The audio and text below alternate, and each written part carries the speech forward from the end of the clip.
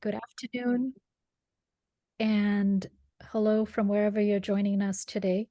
We're extremely grateful for this opportunity to come together, and I'd invite my co-facilitators to please turn on their camera so that we can get started. And could we just have the co-facilitators all highlighted so we're able to kind of connect with each other? Perfect. So we're super excited. We are members of the Region 5 of the United States, which comprises of mostly the Midwest and some parts of the East. Text to Transformation series has been one of those journeys that we've undertaken since 2019. And we're ready to embark on this new journey, which basically takes text bites from Gita Vahini and curates these experiences, not only for ourselves, and we're happy to share it with all of you as well.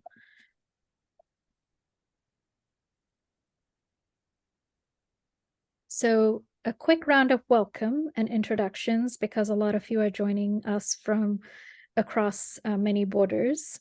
So without further ado, I'll just introduce myself. My name is Geeta, and I've been part of the Region 5 SSIO, and I'm today joined by my co-facilitators in no particular order, Nirupama, who is going to be leading our session today, and we're ably helped along today by Praveen, Amulya, Sankirtana, Chitra, Sanjeev, Amit, and Sai Prasanati, and of course the main guest of honor, and Anusha, sorry. And the main guest of honor is obviously Dr. Suresh Govind, which I'm sure you all are willing or looking forward to hearing from. So Suresh Uncle, are you on the call? Yes, is he on? Is this video on? Okay, yes, perfect. So with that, we just kind of wanted to dive a little bit into the why, because in this day and age, when there are so many texts and so many different ways to sort of even look at the same text, I know there are several groups across the globe that are looking at the Gita Vahini. Kind of wanted to take a step back and think about the journey that we took that made us get to this part. So we'll get to the why in just a few seconds. In 2019, we all embarked upon this journey after the Zonal Youth Conference, where we decided to take a text and take a really deep dive into it. And this concept of text to transformation was born. We decided to take delegated facilitators, take deep dives in a very safe space. And we tried to create the text bites from those to make it intentional, relevant, relatable, and practical. And then we would typically have all of these curated sessions with a conversation with Dr. Suresh Govind, who many of you know is part of the Prashanti Council and also a renowned microbiologist from Malaysia. And those of you that don't know him, you'll get to get a flavor of his inimitable style of condensing dense subject matter into simple bites that we can take with. And one of the things that he always emphasized was just taking the text not at the superficial level, but taking a deep dive and making it a practical, relatable experience for not only for yourself, but those that you meet along the way.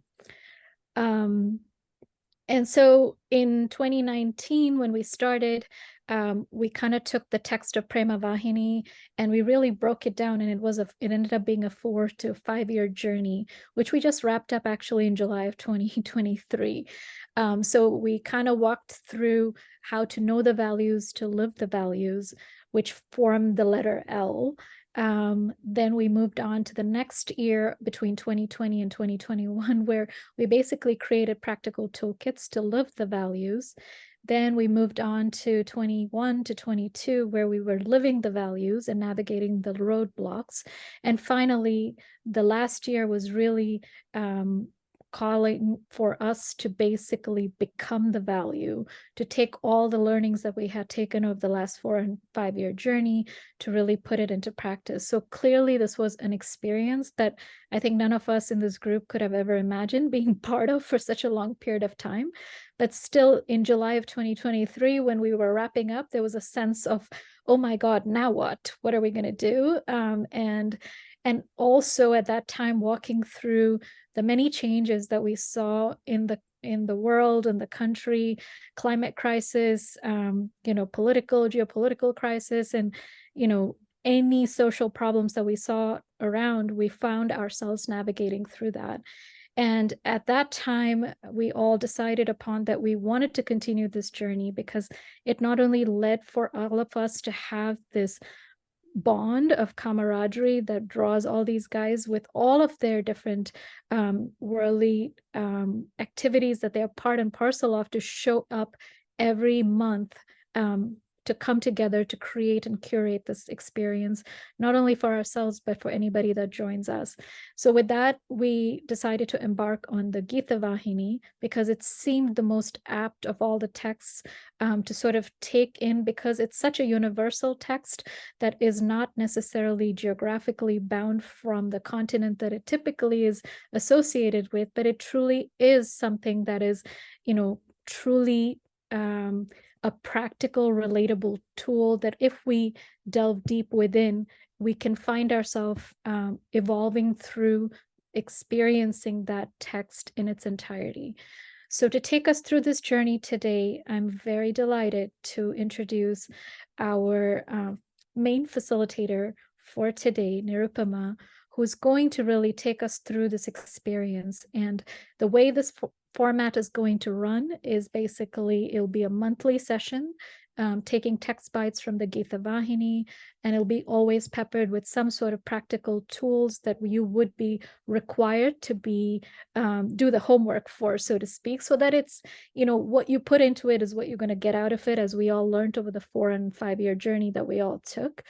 As Swami always says, come experience and then believe. And so we invite you to join us on this journey to take a deep dive into this ocean of wealth that has been curated for you to find the pearl of wisdom, which is that divine that exists all within you. So let's hope that we can enjoy this awakening of wisdom within in the form of the Gita Vahini.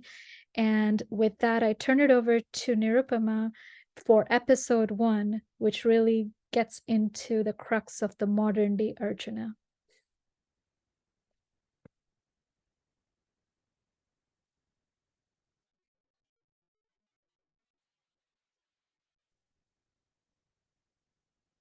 Sai Ram, everybody. We really want to welcome you for coming to our first episode today.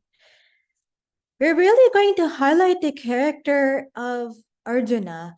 And the goal for today is for each and every single one of you to now imagine yourself on the field of the Kurukshetra war right at the very beginning.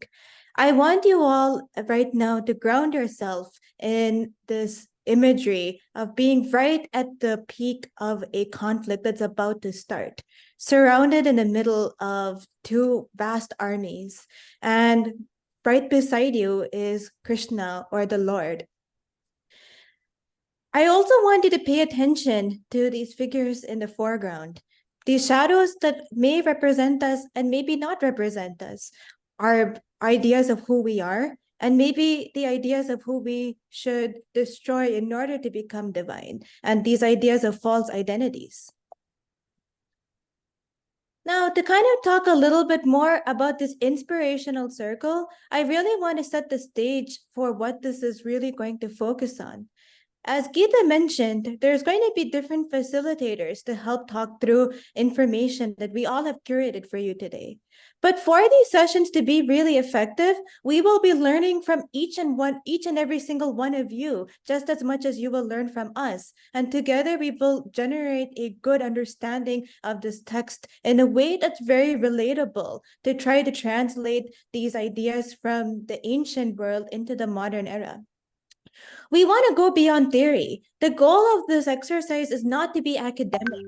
We are not a full, Bhagavad Gita Sanskrit course, for example. We really want to be able to go to the bottom of the ocean and obtain the pearl of wisdom so that we can come out of this with practical ideas to elevate our consciousness and ultimately to dare to be divine and find a divinity within us. What is Gita Vahini then? So the Bhagavad Gita, as you know, is part of the Mahabharata, a ancient epic that talked a lot about the life of Krishna and overall outlined this journey of a lot of different characters. And the Bhagavad Gita came from that in order to delineate the start of the war and was a treaty of 18 verses attempting to get the main character, Arjuna, that who we will meet shortly, to engage in the war and to really understand duty, the meaning of life, and the method to become one with divine. The Gita Vahini is a text that was written by Bhagavan Sri Satya Sai Baba and disseminated through the Sanatana Sarati. And it's meant to be a synopsis of the Bhagavad Gita on one hand, but it really helps delineate the exact meanings and messages from the Bhagavad Gita itself. And it helps clarify the message in a way that's understandable for everybody. We see Gita Vahini then to be a process because transformation is not going to occur in a day. It's not going to occur by tomorrow at 5 p.m. We have to engage in a process. And so we believe that the Gita Vahini can be distilled as a combination of truth and duty, and through that combination, experiencing oneness with divinity. We are all at the point of being caterpillars. We are now ready for transformation just to become a cocoon.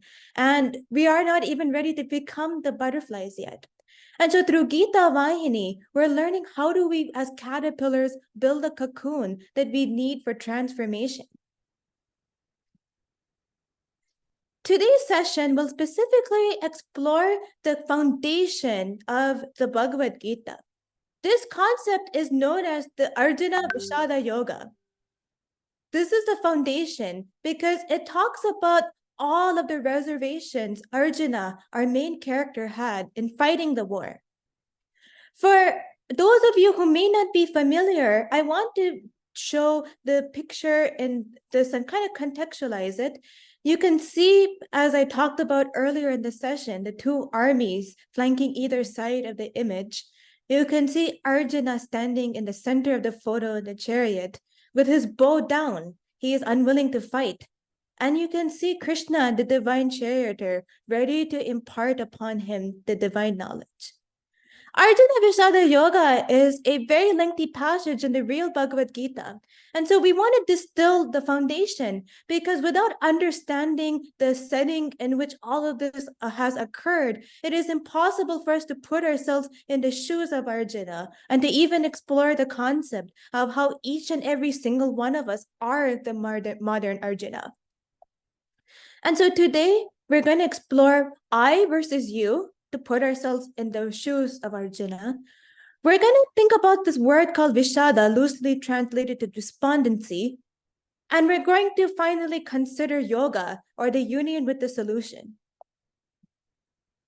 Now, I would like to invite all of our facilitators to go ahead and start a session with an image analysis. Each of you are going to be placed into breakout rooms where you're going to be asked to consider this image in light of the idea of despondency and your emotional state right now. And with this exercise, we can then return and talk more about how this imagery and how our own emotions can help us relate to the rest of the session. And so with that, I invite us to go into our breakout rooms. We feel helpless. We feel helpless in those situations, even though we know that this is a problem, this is an issue that's happening, affecting so many lives, affecting not just this life, but even future generations are going to be affected by it. But then we are also feeling conflicted on what is at the individual level that we can do. There was also one brother who said that there is the hand reaching from above.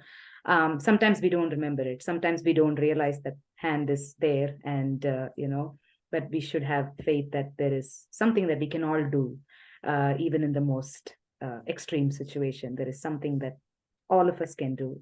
The littlest thing can make a difference. That's a quick summary. For the lack of time, I think we should go on. Narottam. Thank you, Saira. Thank you so much for sharing. So now we're going to explore the first learning objective, and kind of thinking about you, the modern Arjuna, and really thinking about how you can relate to this main protagonist. So for those of you who are not familiar, Arjuna and Krishna are both warriors. And as I mentioned at the beginning, they are at the beginning of this long drawn out conflict. And Arjuna is one of the princes who really does not want to fight in the war at all. He talks about all the bad things that would come from the war, and he really just wants to become a renunciate and really not deal with any of this. Krishna, on the other hand, represents a charioteer in the literal side. Is a charioteer in the literal side, and he wants Arjuna to fight in this war. He believes that this has to happen, that taking a stand against injustice is imperative, even though it's really difficult and will come to a lot of personal cost to Arjuna. And so Krishna tells Arjuna that he needs to step up to the plate, to choose this love over this fear. And the goals of Arjuna and Krishna are seemingly at odds with one another. While many of us are also at this point in life where we're also needing to make decisions to stand up against injustice, even at great personal cost to ourselves, we all can't really necessarily relate to these princes, to these warriors. And so the Gita Vahini suggests that Arjuna represents the seeker. That is each and every single one of us right now. And Krishna, of course, is divinity, the divine principle, both in the sense of an external sense, but a divine principle that guides us within ourselves. Now, I'm going to give each of you about maybe 1 to 2 minutes of silent reflection. I want you to write down, grab a piece of scrap paper. Have you ever been in a position with competing priorities about an action you should take? What were the options? Was there any instance where it might come to a great personal cost to yourself? Who were the stakeholders involved? And so I'm going to mute myself, and I'm going to give you exactly 1 minute to jot down some ideas. And also, if you want, you can add it to the chat as well. No pressure either way.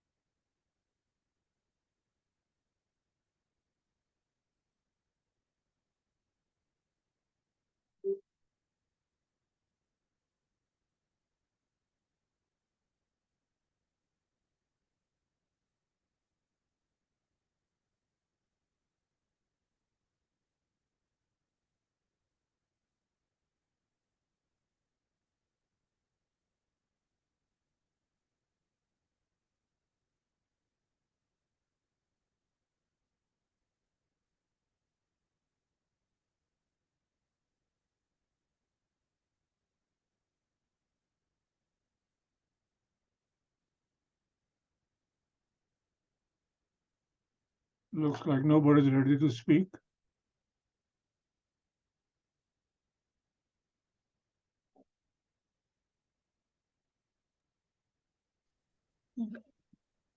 So 60 seconds is up. I want you to hold that thought. We're going to share a document in the chat that you can continue thinking about this question.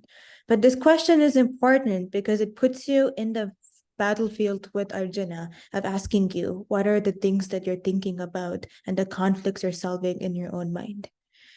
Now, I would like to invite Uncle to kind of speak about this idea of his ideas about to this standing for justice versus doing what's comfortable, and his thoughts about that in Arjuna's persona, and maybe even relating how each of us can relate to Arjuna at this moment in time.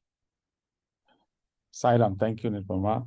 By the infinite grace, love, and compassion of Bhagavan, we all are here in this beautiful satsang to explore and identify with a situation in which we have all can be or would be or have been in the past.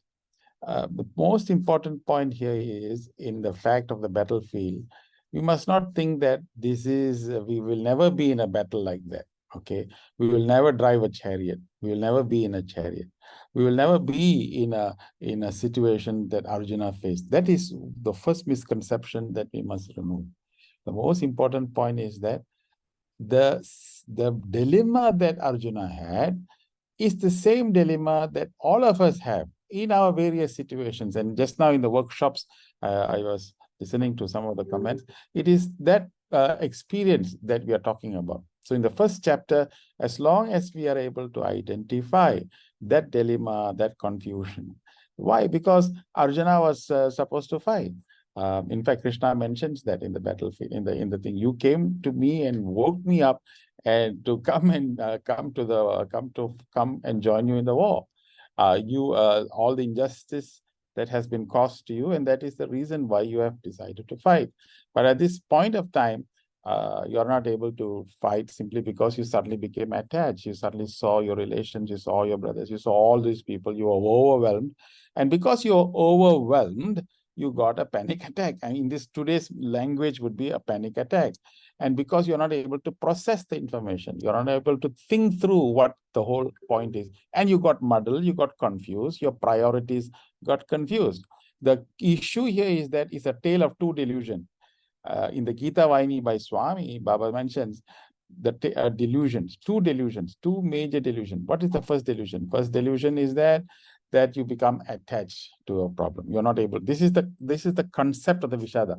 I suddenly got overwhelmed by the whole thing, and suddenly I got lost. And I feel that I'm not able to have the confidence. So this is confidence crisis, sometimes has accompanied us in many of the situations. Second delusion, what is that? The fact that we are supposed to fight, and now you keep on justifying, oh, I don't need to fight, it's not necessary, I don't want to act.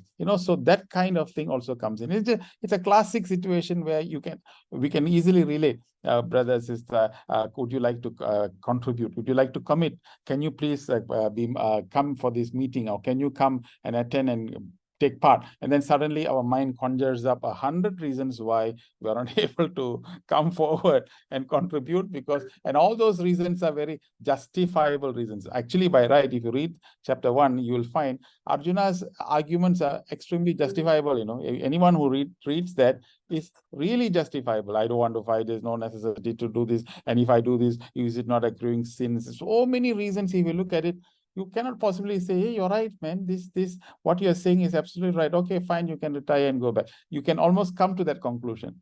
In the same way, our mind is able to easily conjure up the justifications for us not to come forward and commit. So this is where the dilemma is. That is why this issue that Arjuna has is very relevant to us, and we experience this at almost most of the times throughout while embracing and meeting all the challenges.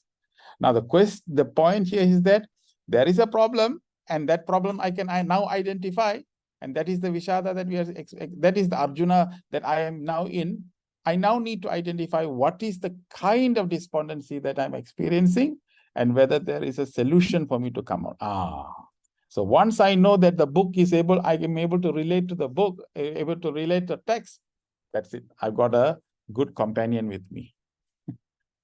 Thank you so much, Uncle. And so now I hope we've convinced you that each and every one of you are now in the shoes of Arjuna. And so now I want to talk about this idea of despondency and expound on it a little bit more.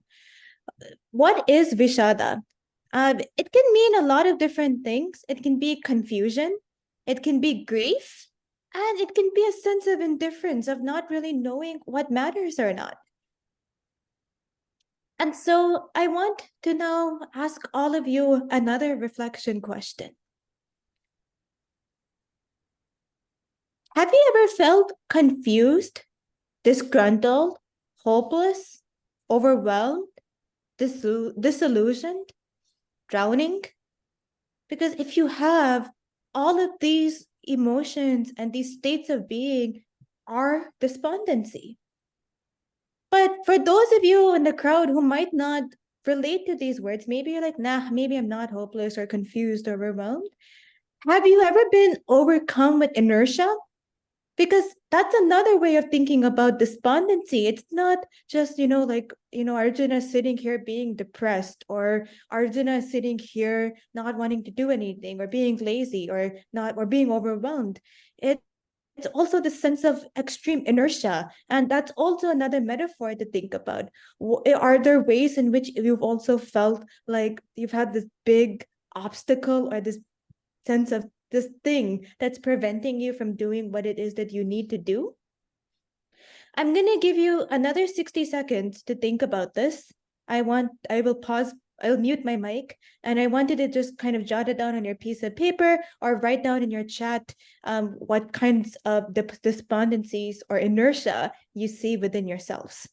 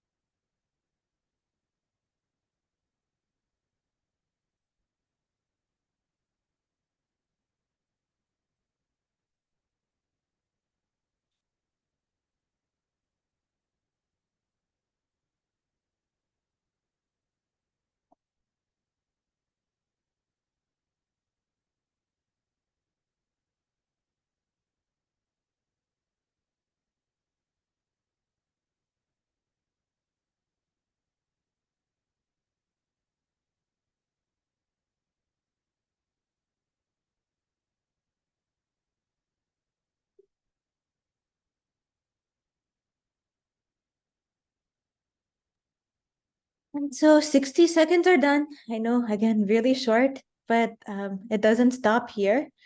So let's kind of go into the chat. 3 people wrote about being overwhelmed. I concur. I really resonate with that. Feeling hopeless, feeling sad at not meeting other people's expectations, confusion about the consequences of taking that decision, and then almost all of them. So yeah, so this is really this idea of despondency. And in my breakout room, one of the sisters mentioned that the sense of looking at the hand in the darkness and reaching above created yearning. And the reason why being able to identify the despondency and inertia is important is so that we can create a sense of yearning and kind of get to the next stage, because it doesn't just stop with this despondency or with this vishada. It's Arjuna, which you've all established, the vishada, this idea of inertia, disgruntlement, etc., and then this idea of connection, this going beyond that, the yoga. And so that's our next learning objective, union with the solution. Now, this is by no means trying to promise you all that you're going to attain union with the solution right in the here and now. But we want to be able to explain to you what the goal of the rest of these sessions will be, to use the Gita Vahini as a means of uniting with the solution. And so I share with you a parable that will help explain what this is about.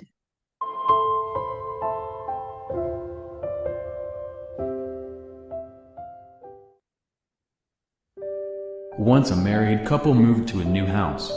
Next morning, just after waking up, wife looked through window and saw that a woman in neighboring house was hanging out washed linen clothes to dry. After wife saw this, she said to her husband, "Dear, look at those dirty clothes that woman is hanging there to dry." Husband didn't pay attention and continued to read his newspaper. Another day again, when wife saw neighbor doing same, she said to husband, "Maybe her soap is bad or she doesn't know how to wash clothes." Even after washing her clothes seemed so dirty. For a few days, whenever wife saw that neighboring women drying clothes, she would be surprised by how dirty it was. One day she said, "We ought to teach her how to wash clothes." Still husband didn't say anything about it. One morning, when she woke up and looked through the window, she screamed with surprised look on her face and said, "Oh, today clothes seem so clean. Probably that neighboring women learned to wash it at last." "No, it's not her. Today I just woke up a bit earlier and washed up our window," husband replied. As you see in life, sometimes we need to understand that it could be our views that are not letting us see clearly, and not judge other by our blurred perspective. It takes a lots of year and time to understand someone. So be clear with your vision, and be grateful. So this story kind of talks about the fact that we really are basing our view of the world based on our senses. To go back to our picture, you just saw the hand, and that hand was reaching above, but the hand was alone. There was no head to be able to see. The darkness was so dark that the hand did not necessarily know about the existence of light. And yet there was that hope and the yearning to discover that. Through the lens of through this learning inspirational circle, and through learning, we really want everybody to have an opportunity to clean the windows, because we are limited by what we can see. And by cleaning the window through this Gita and through the study of the Gita, we hope to overcome our own Vishada. And as the quote says below, we cannot escape delusion until we engage in this work. And if we don't escape delusion, we won't be able to do the things we need to do, as we will be overcome by this inertia. And so I want to end now with this schema before I invite Uncle to speak about some toolkits. You can see that this chapter exemplifies a character sketch of who's Krishna and who's Arjuna. The premise of this Mahabharata and this Bhagavad Gita, the scriptures in which this is within, is a struggle between good and bad. The body is the chariot, our body as people, and it's the directions in which we take our lives. The chariot can be part of either army. It needs to align itself with what is good. Arjuna is an individual. Arjuna is a person. Arjuna is also the seeker at a metaphorical level. At another metaphorical level, Arjuna is our jiva. Krishna was also a figure who was a teacher, who was a charioteer in the actual war. He was the divine master, the principle of all higher consciousness, and the guide to get the seeker to yearn and to attain this higher consciousness. And extending this metaphor further, that Krishna or the teacher is also the Atman, the soul, the embodiment of the divine. And so too, by following the teachings of Krishna and by letting him take the lead, the chariot, we are able then to go on the path of goodness, rather than allowing the actual jiva or the individual or the seeker to control the direction of the chariot.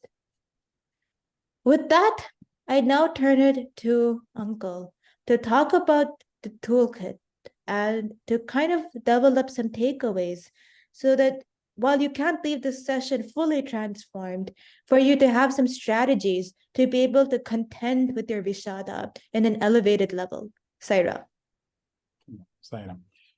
So, dear brothers and sisters, first point is that the confusion that Arjuna had was a misapprehension of the reality. So he was fortunate to have the teacher who was next to him, who guided him and took him out of the delusion. Delusion is moha. Destruction of delusion is shaya. So what we are looking at, moha shaya means moksha. This moksha is the destruction of delusion. So what are you looking for? I'm looking for moksha. Wow, it's a nice word, big word. Everybody is looking for it. But basically, what is it? What is that is what we now need to identify. Identify the delusion. And most of the delusion is because we are looking through the glass pane and seeing the outside world with the dirt on the glass pane. So when we see that, the information will become misperceived, misconceived, misunderstood, and therefore we live in this world with a misunderstood version of the reality. And that is what that brings us the sadness, the overwhelming, and everything else under the sun. If you look at it very carefully, what Krishna, just as you have a handphone, and if a new brand comes in, hey, have you got this new one? This is Samsung latest, and then you say, oh, what does it do? Oh, it's an upgraded version. It can do many more computing ability. It has the ability to do many more things, and so you try and go for that gadget because it can do many stuff. In the same way, your computer is not 10 years ago, it's the latest ones, and you always look for the things that can assist you and help you, so you go for an upgrade. In everything in the material world, we try and upgrade the status to bring us the comfort of engaging with it and to derive the joy in the process. What Arjuna did was he had a limited, let's say, software. And with that software, he looked at the world outside and he got overwhelmed. He was so much information came into him and he collapsed. So what did Krishna do? 17 chapters of uploading the system, upgrading the system, getting his system to be updated so that he can see the world, and therefore there's no computer crash, if you like to call it in this modern day. There's no crash. Actually, he crashed. In chapter 1, he collapsed, where the bow came down, he was shivering, and all that is because he's physically collapsing. On the 22nd of June last year, WHO declared there are 1 billion people in this world having mental disorder, 1B. In this, just recently, they established that there are 8 billion people in this world. That literally means that every 1 in 8 persons are having an issue with the mind. The mind is that agent in which, while you interact with the world, must necessarily have a system, a capacity. Unfortunately, when that becomes compromised, the mind gets to be compromised, and that is directly connected. Because why?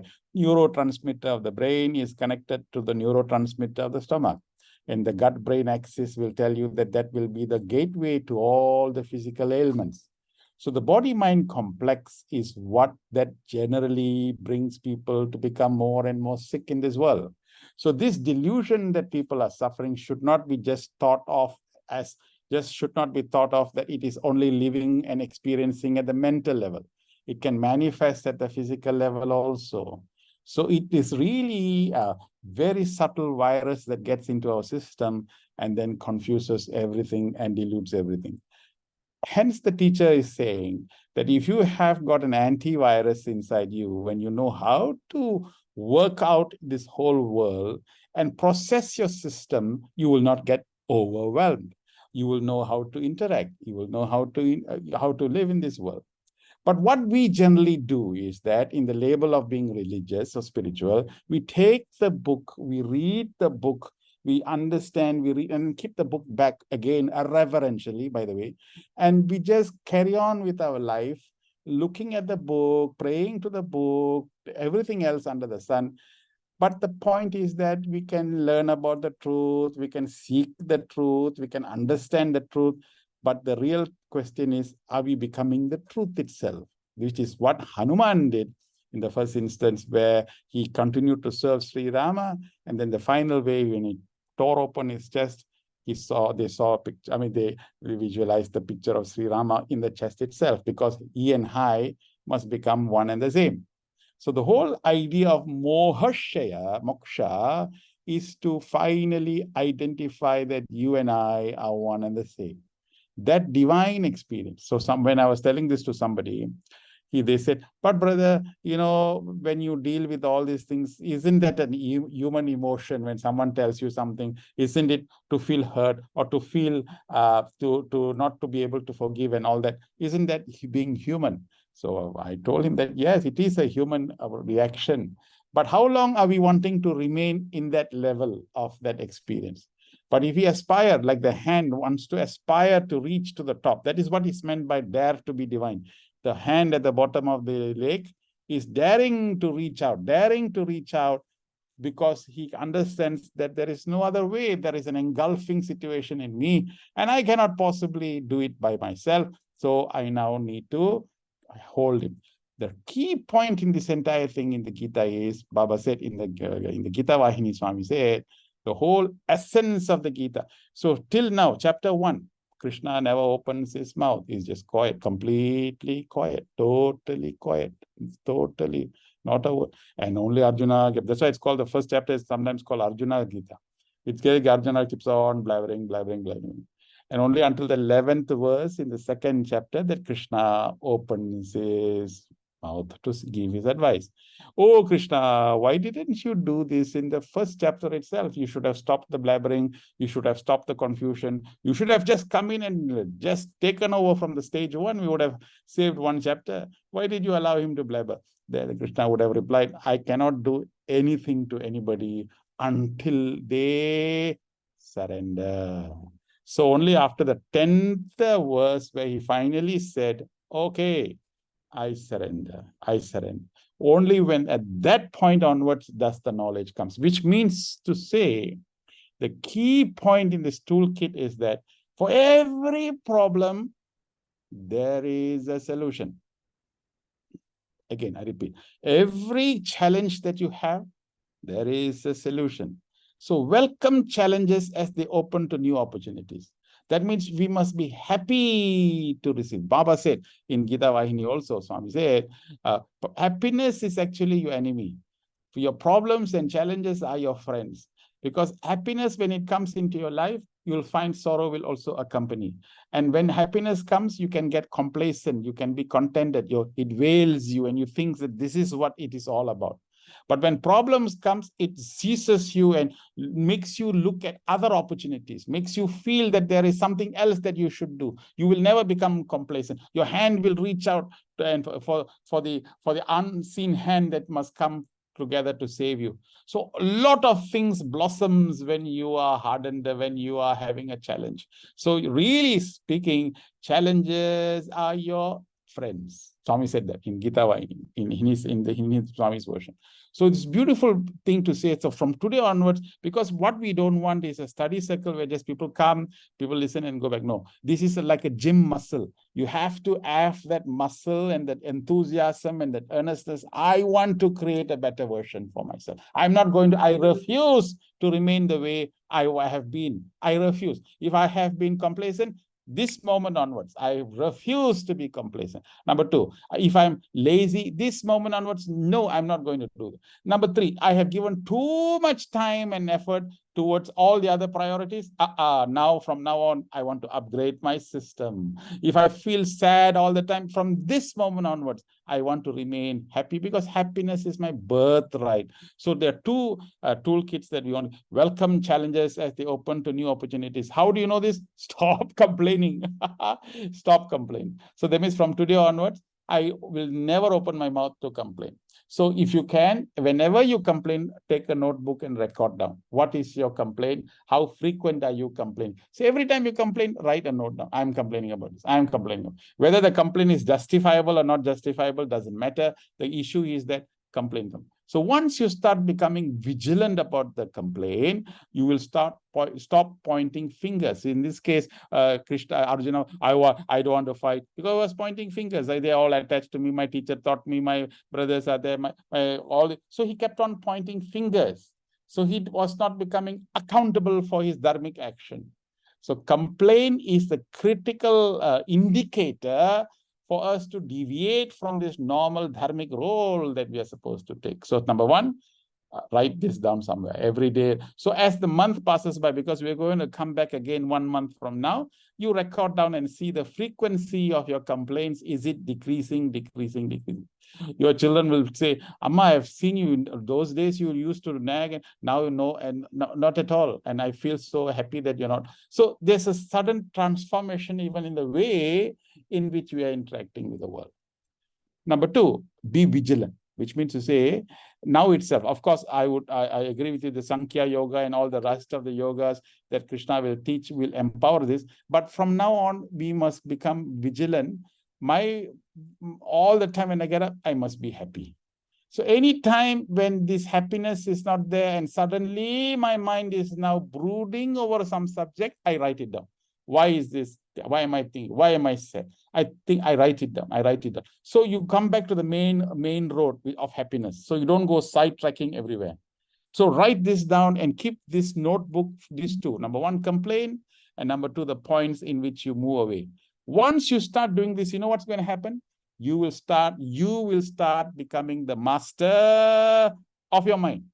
You'll start becoming the master of this. The knowledge is not complete. This is just becoming vigilant. Now, from this vigilant, we will assess how weak we are, how weak we are, and therefore what is the necessity and what kind of strength we should do to reinforce. So when Krishna mentions in the 2nd chapter, 3rd chapter, that knowledge will become reinforced knowledge to help you stay in the main road. So by the time we finish the 18 chapters, wow, there is a new personality that is now coming forward. You'll find that enthusiasm all the time. You're bubbly and enjoying, and you'll really feel so incredibly happy to live in this world and to be given an opportunity to experience godliness and to experience bliss, peace, happiness in this world. And that is the whole aim of the Gita, not to carry this burden on the head, but to allow the Lord to do it. You know, when you go on a flight, I don't know, I'm sure many of you would have gone on a flight. I want to ask each one of you and be very honest. When you enter the flight, do you go to the cockpit and knock on the door, open the cockpit and open the door and ask the pilot, excuse me, show me your license? How many years have you been flying? How do you know that you'll be able to fly this aircraft at 10,000 feet above the ground? And how do you know you'll land? Can you show me the proof? You never ask that question to a pilot whom you never know, you won't know, you don't even know. You just go and sit quietly behind the seat and enjoy your flight and finally land. You won't even see the face of the pilot. If we can have that much of confidence in a pilot who is taking you thousands of feet above the ground, then why won't we have the confidence that the Lord who's waiting beside us to surrender and allow him to pilot us and take us off and make us land on the airport of peace and happiness? I think this is what the whole dynamics and concept of the Krishna thing. So first point Baba mentions there, the first point is surrender. Surrender. So the key expression of that is that happiness and joy. Happiness and joy, happiness and bliss, happiness. That's all we should experience. Anything else we can detect and bring it back. Detect, bring it back, detect, bring it back. This is the approach that this session of the Gita Vahini is taking forward. So this first chapter, which they have very beautifully and nicely done in the terms of workshop and orientating us, is to introduce to us the fragrance of this Gita, which we will experience in the remaining weeks. Saira. So this is a 2. Please keep a notebook for these 2 points. So Sairam, everybody, it's almost time to close for today.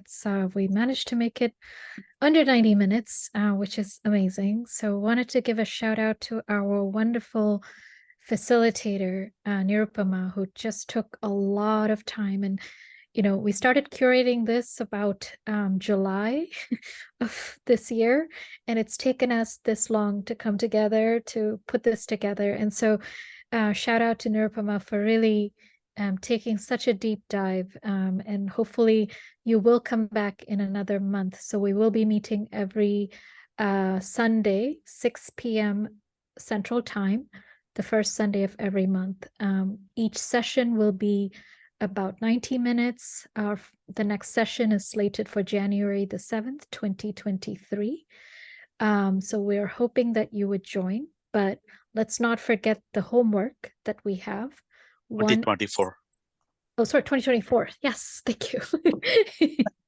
Yes, 2024. And I hope that you will take the opportunity to delve in the homework that we have been given, which is really creating a complaint jar and entering any complaints that we come up with. And soon we'll find out that perhaps that jar gets filled up a little too soon. And hopefully over a period of time, we'll see a drop in that, and that would quantitatively, give you a yardstick to measure. And then the second thing is about being vigilant with our thoughts that Uncle so beautifully mentioned. Really Gita, great. Yeah, Gita, go one ahead. more point. Yes. One more point. While this next 1 month, you also please acquaint yourself with the text. If you read, it's all in the book, it's all in the net.